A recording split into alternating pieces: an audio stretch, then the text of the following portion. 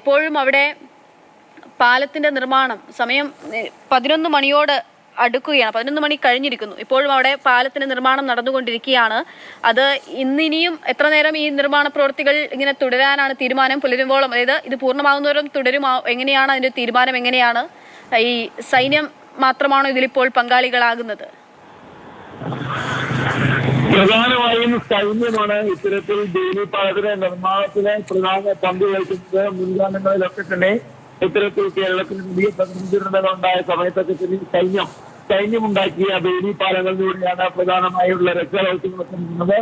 അത് ഇത്തവണ ഇവിടെ ആവർത്തിക്കും എന്നുള്ള വിശ്വാസവും പ്രതീക്ഷയും തന്നെയാണ് സൈന്യം വിട്ടുകൊടുക്കുന്നത്. ഇപ്പോൾ നമുക്ക് ദൃശ്യങ്ങളിൽ നിന്ന് വ്യക്തമാണ് ഇത്തരത്തിൽ ഈ സംഘത്തിന്റെ പ്രധാന ചുമതലയുള്ള സൈനിക ഉദ്യോഗസ്ഥൻ തന്റെ സഹപ്രവർത്തകർക്ക് വേണ്ട നിർദ്ദേശം നൽകിക്കൊണ്ടിരിക്കുകയാണ്.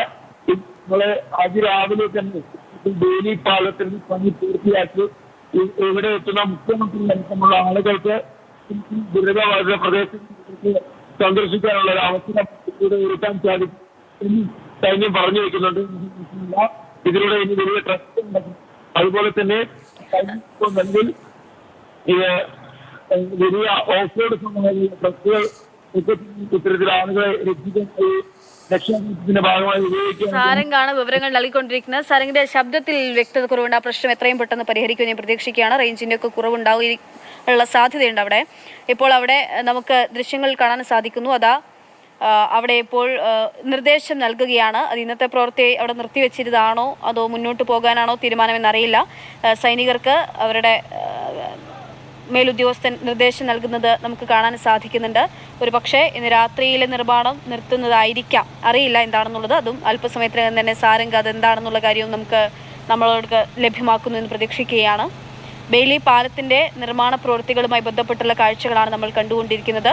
നാളെ ഉച്ചയോടുകൂടി തന്നെ ഈ പാലം പൂർണ്ണ പ്രവർത്തന സജ്ജമാക്കാനുള്ള തീരുമാനത്തിലാണുള്ളത്. അതിനുശേഷമായിരിക്കും അക്കരെ മുണ്ടക്കയിലാകെ ഒറ്റപ്പെട്ടു പോയിട്ടുള്ള അവിടെയുള്ള ആളുകളെ പരമാവധി പൂർണ്ണമായും തന്നെ ഇങ്ങോട്ടേക്ക് എത്തിച്ചിട്ടുണ്ടെന്നുള്ളതാണ് നമുക്ക് മനസ്സിലാകുന്ന ഈ കരയിലേക്ക്.